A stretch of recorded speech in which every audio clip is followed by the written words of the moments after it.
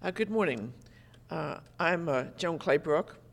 I'm the chair of Citizens for Reliable and Safe Highways and the former administrator of the National Highway Traffic Safety Administration. I'm sure that I was so pleased on Saturday night to see Tracy Morgan back on Saturday Night Live 18 months after his horrific crash on the New Jersey Turnpike, where his vehicle was hit in the rear by a tired trucker. And people died in that crash as well as were injured.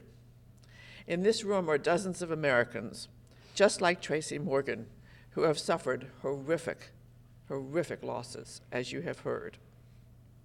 It is an honor today to participate in this press conference with dedicated and determined families who we've heard from, Russ and Don and Jane and Morgan and Santiago, and all the other 65 family members who have suffered these unimaginable losses and traveled from their homes to Capitol Hill to be here today, and they are to be commended.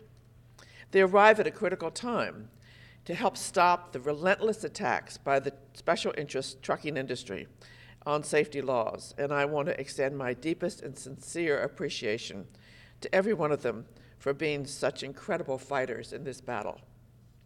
For the past 6 months, we have witnessed backroom deals being cut and special favors being bestowed by some members of Congress for their friends in the trucking industry.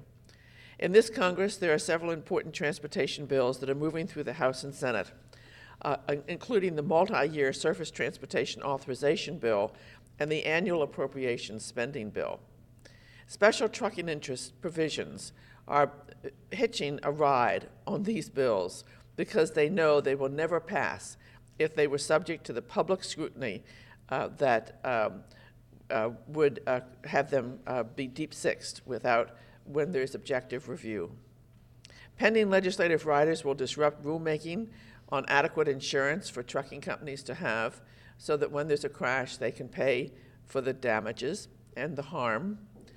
It would scuttle laws in 39 states on maximum truck lengths. It would increase truck weights to the needless peril of our safety and our infrastructure. It would sabotage limits on working hours of truck drivers, making them drive longer hours, even though they already can be required now to drive 82 hours a week. They would hide safety scores of unsafe trucking companies and force us to be guinea pigs in a dangerous experiment, allowing teens behind the wheel of a large truck or passenger bus. Just an incredible list of terrible provisions. In all of my 50 years of working to advance safety in Congress, this is the worst and broadest assault on truck safety that I have ever witnessed. It is the El Nino of industry attacks on truck safety, an intense storm of industry lobbyists battering common sense laws, a flood of money into campaign coffers, and severe and sustained impacts on public safety resulting in widespread death and destruction and injury. I am surprised by the intensity of the safety attacks and the willingness of members of Congress to put safety on the auction block for their trucking industry friends. Earlier today, the Truck Safety Coalition, which is represented by the people here, released an open letter to the president of the American Trucking Associations, urging him to scrap their current deadly legislative agenda and stand with the public safety to support safety. Over the last 4 years, between 2009 and 2013, truck crash fatalities have gone up 17%, and injuries have increased 28%. If the American Trucking Association leadership has any moral concern about this nation at all, it would scrap its deadly lobbying and fight for improvements in truck safety and stop killing those on the highway, the other users of the highway, to increase their economic profits.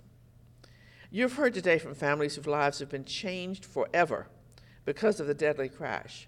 And even when the years have passed, it still has an impact on family members day after day, year after year.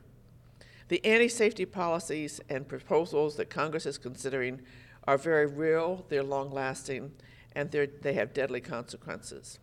Imagine if, in Orland, California bus crash that Santiago miraculously survived, that the out-of-control FedEx truck that hit his bus with college-bound teenagers had been 10 feet longer. That's what's being proposed. Imagine that every day you are sharing the road with truck drivers who are working more than 80 hours a week without having 2 nights of rest. That's the nightmare that Jane, whose son and daughter-in-law were tragically killed, and Don, whose father was needlessly died in crashes involving tire trucker, live every day. Remember this and know it every day. Imagine a truck slammed into your car like it did Morgan while driving across a bridge that hurled 27 feet into the Chesapeake Bay, and you had to free yourself and swim to a bridge pillar to save your life. It's amazing, her courage. And imagine if your son and his friend serving their country in the United States Marines were not killed in the line of duty, but were killed because a 19-year-old was driving a truck and made an illegal maneuver behind the wheel of a large semi with catastrophic results. Imagine this. If these provisions get through Congress, these unimaginable consequences these individuals have suffered will become a reality for many more families who will be at risk on our roads and highways. I urge Congress to consider the opportunity that is now in front of them to advance safety rather than to attack it. Truck crash deaths are increasing, and so are special interest efforts to make our roads more dangerous and our families less safe. In contrast, I urge members of Congress to consider the opportunity that is now in front of them to advance safety rather than attack it. Over the next few days, these families will be meeting with members of Congress and their staffs, as well as senior staff at the U.S. Department of Transportation.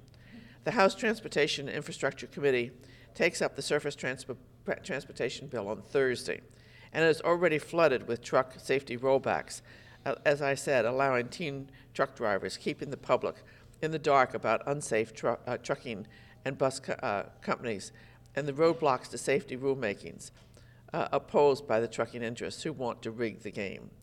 And we expect more attacks at the markup. We have a clear message for Congress. We urge you to vote with the families who have taken time off from their jobs to travel to Capitol Hill on their own, using their own money. Unlike trucking lobbyists, they are not subsidized by the deep pockets of corporate interests to deliver their message. These are your constituents and the people you represent. They deserve the same level of representation that you are now giving to the corporate trucking lobbyists.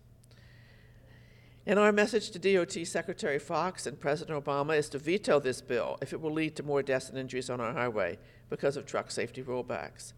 There has never been a highway bill that has had such anti-safety provisions in it in the history of this nation. Never. And if it means that we can't fix our roads and build them for a little while until we fight out and get rid of these anti-safety provisions, so be it. There is no place in a transportation bill for provisions that do more harm than good. Thank you.